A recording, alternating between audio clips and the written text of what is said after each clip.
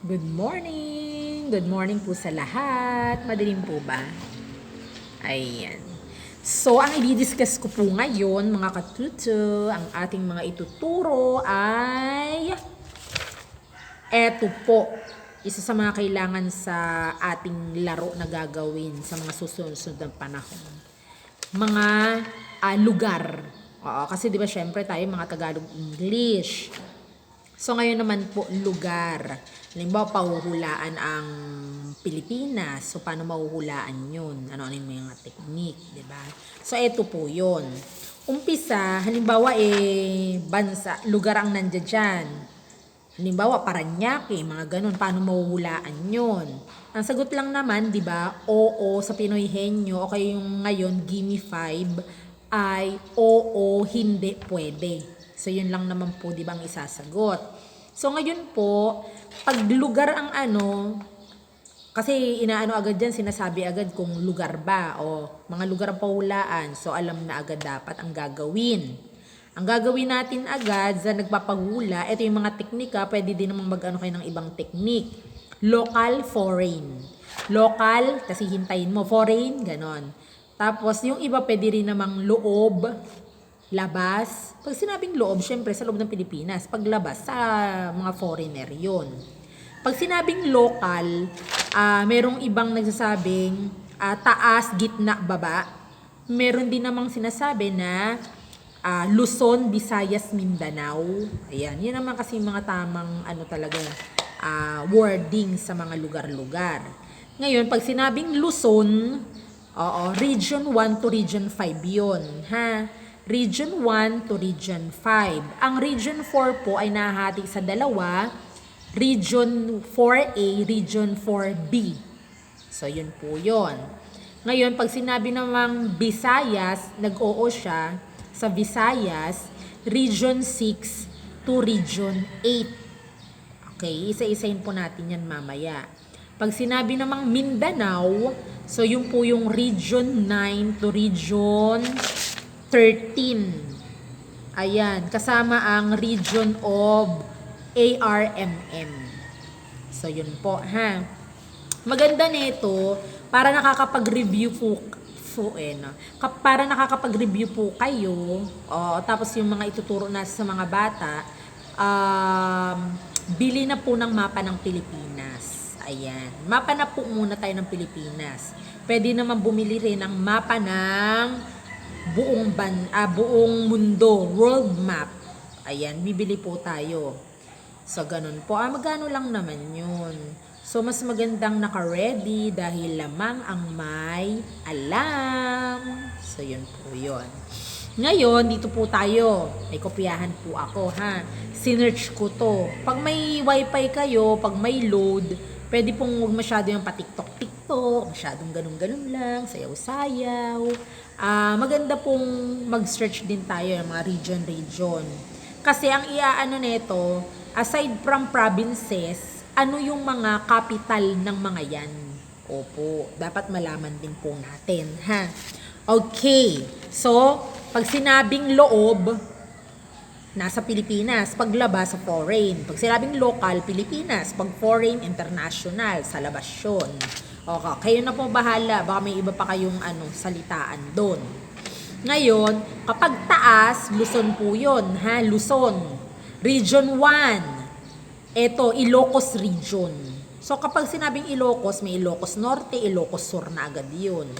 And, kumbaga, ILP ito. Sinabi ko pili, pero ang pili kasi, kung iisa-isahin mo, halimbawa, P, Pangasinan, I, Ilocos, La Union, I, uli, Ilocos. Madili ito kasi ang pili ay sikat na produkto yan ng Bicol. Oo, ang pili. Kaya wag na natin i-ano sa pili yon, abbreviation. Ano na lang siguro? ILP. ILP. Dalawang I squared para maalala po natin. Tapos LP. Ilocos Sur, Ilocos Norte, La Union, Pangasinan. So, yan po ang mga nasa Region 1. Okay. Sunod po, Region 2 na tayo. Region 2. Ito po ay Cagayan Valley. So, pag sinabing Cagayan Valley, ano yun na natin? Cagayan. agad-agad po yan. So, meron po akong abbreviation dito, pinaikli, BQNIC, Barbecue-NIC. BQNIC. Ano yon? B, Batanes, Q, Quirino, BQ, N, Nueva Vizcaya, Nueva Vizcaya, ha. I, ano yung I? Isabela, nangopya pa eh. Isabela, sunod si I, Cagayan. Ayan, nahuli na yung Cagayan. BQ Nick. Okay po. Next, sunod po natin ay Region 3, Central Luzon. Okay, ano naman ba dito sa Banep TZ. Parang hirap din, no? Kayo maghanap kayo kung paano mapapaikli ito. Kasi dalawang B yun eh. Bulacan tsaka Bataan. Then, A. Ano yung A? Aurora. Sunod, Nep, kaya may net. Nueva Ecija. Kasi yung isa, Vizcaya. Nasa Region 2 yun eh. Tapos, PZ. Ano yung P? Pampanga. T. Tarlac. Z. Zambales. So, Banep PC. Okay. Next, Region 4A. Kasi may A at B. Ang Region 4A ay Calabarzon. Yun yung mga umpi-umpisang letra, bye-bye ng mga probinsya doon. Tapos yung dulo-dulo rin. Yung Quezon, Zone, Calabarzon. Okay, C,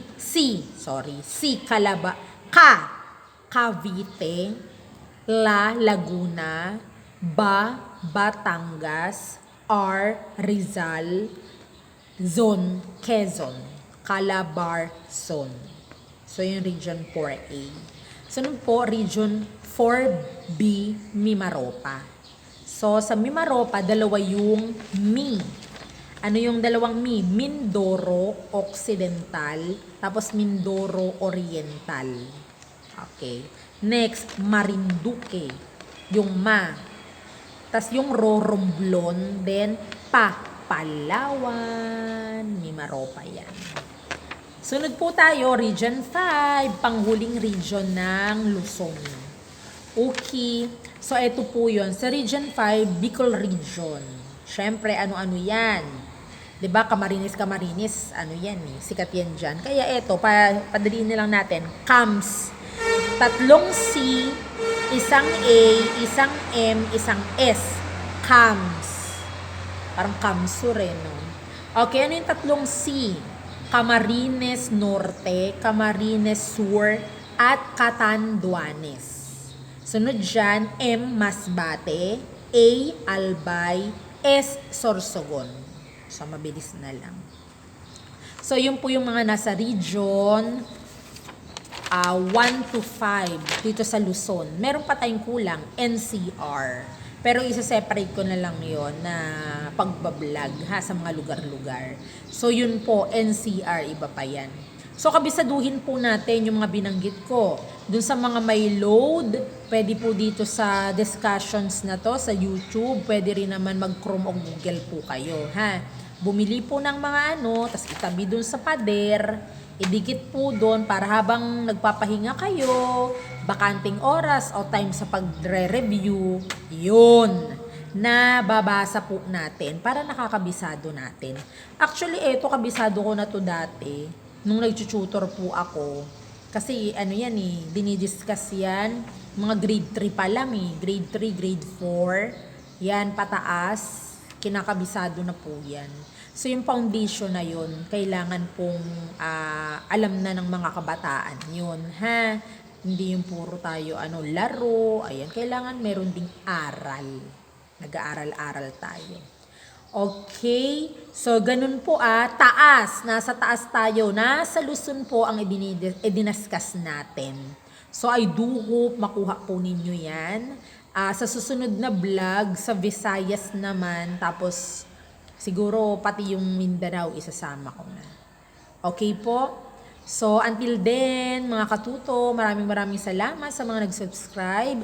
Sa susunod po, mag-subscribe po yung iba pa ha. Para mas maraming makaalam, mas marami pa tayong ma-reach out na mga kabataan. So, may mga times po na meron akong tutor sa bahay pero hindi ko po nabivideohan. Ayan, sila Ate Nicole, si Gabgab, lagi naman yan. Tapos yung iba pang mga kabataan doon. Siguro maiaano ko na rin yun. May vlog ko one time. Okay, sana kayo nakakapag-start na rin ha. Bye-bye. Until then, bye-bye.